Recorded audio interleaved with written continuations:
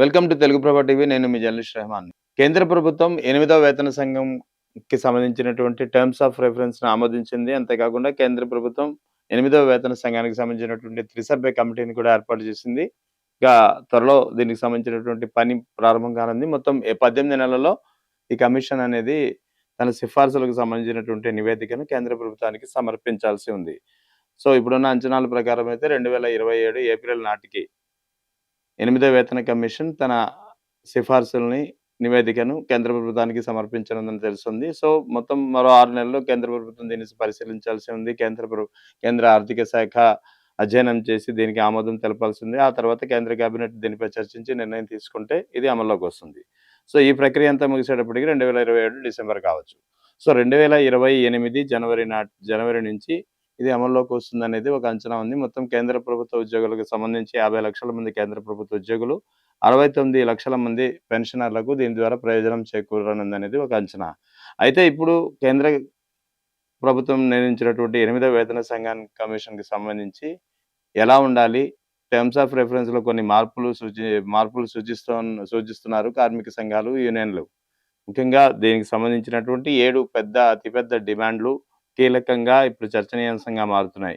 మరి 8వ వేతన సంఘానికి సంబంధించినటువంటి టర్మ్స్ ఆఫ్ రెఫరెన్స్‌లో ఏదైతే 7 మార్పులు, ముఖ్యంగా 7 డిమాండ్‌లు ఉంచాలని చెప్పి వివిధ ఉద్యోగ సంఘాల నుంచి డిమాండ్‌లు వస్తున్నాయో వాటిని కేంద్ర ప్రభుత్వం గాని, 8వ వేతన సంఘం గాని దీన్ని పరిగణలో తీసుకుంటుందా లేదా అనేది ఒక ప్రధానంగా ఇప్పుడు చర్చనీయాంశంగా మారింది. ఒకవేళ పరిగణలో తీసుకుంటే మాత్రం ఖచ్చితంగా ఉద్యోగ వర్గాలకు మరింత మేలు చేకూరే అవకాశం ఉంది. లేకపోతే ఏడవ వేతన కమిషన్ లాగే, ఏడవ వేతన కమిషన్ కంటే ఊహించిన దానికంటే భిన్నంగానే 8వ వేతన కమిషన్ అనేది ఉద్యోగులకు, అటు పెన్షనర్లకు కొద్దిగా శరాఘాతంగా మారే అవకాశాలు లేకపోలేదు. దీనికి సంబంధించి ఇప్పటికే All India Defence Employees Federation, ఏఐడిఎఫ్‌గా పిలుచుకుంటాం. తర్వాత Confederation of Central Government Employees and Workers, ఆ తర్వాత భారత్ పెన్షనర్స్ సమాజ్ బీపీఎస్.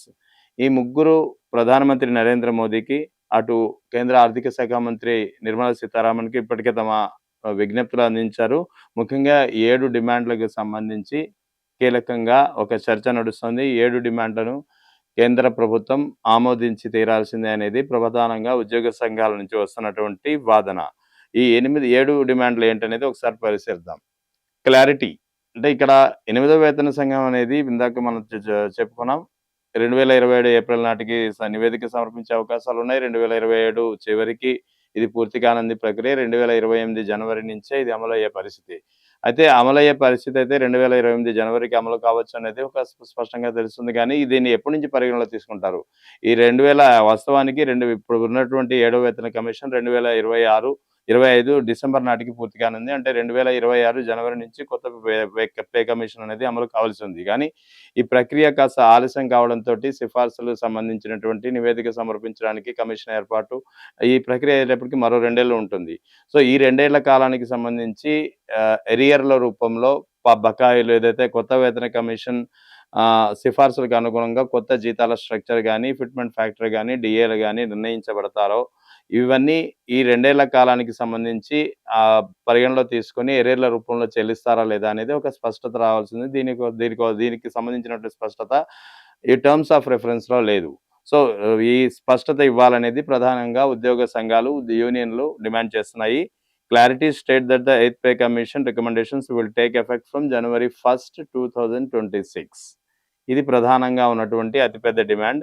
ఇక రెండవ డిమాండ్ అనేది అన్‌ఫండెడ్ కాస్ట్, ఏదైతే పెన్షన్ సిస్టమ్ ఉందో ఇందులో అన్‌ఫండెడ్ కాస్ట్ అనే ఒక టెర్మినాలజీని ఉపయోగించింది ఈ టర్మ్స్ ఆఫ్ రెఫరెన్స్‌లో కేంద్ర ప్రభుత్వం.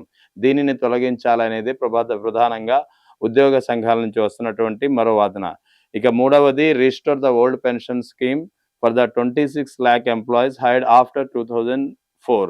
2004 తర్వాత కేంద్ర ప్రభుత్వం ఏదైతే అంతకుముందు ఉన్నటువంటి ఓల్డ్ పెన్షన్ స్కీమ్ ఏదైతే ఓపీఎస్‌గా పిలుచుకుంటామో దీని స్థానంలో కొత్తగా ఎన్‌పీఎస్, నేషనల్ పెన్షన్ స్కీమ్‌ని ఏర్పాటు చేసింది.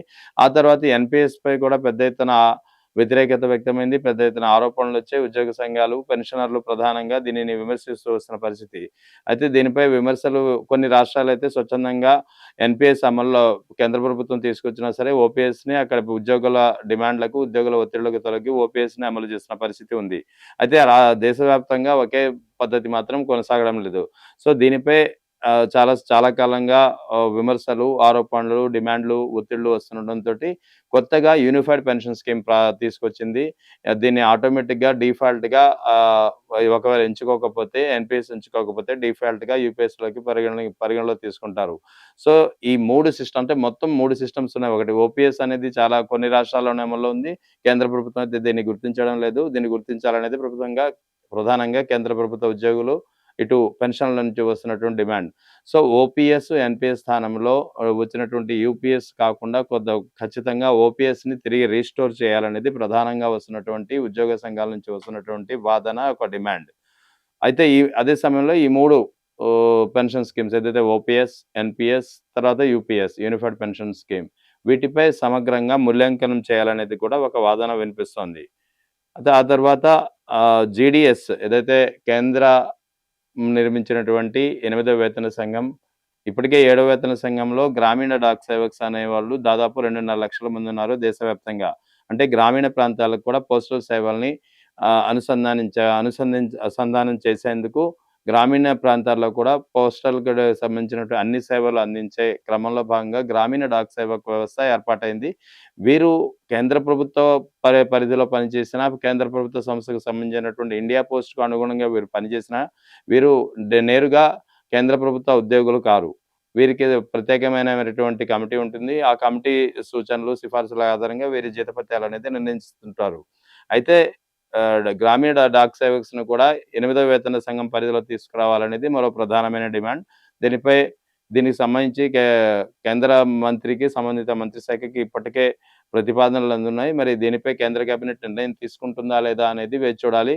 ఆ నిర్ణయం తీసుకునే దిశగా సానుకూల పరిణామాలైతే కనిపిస్తున్నాయనేటువంటి గతంలో కేంద్ర కార్మిక శాఖ మంత్రి మన్సుఖ్ మాండవీయ కూడా చెప్పిన పరిస్థితి ఉంది.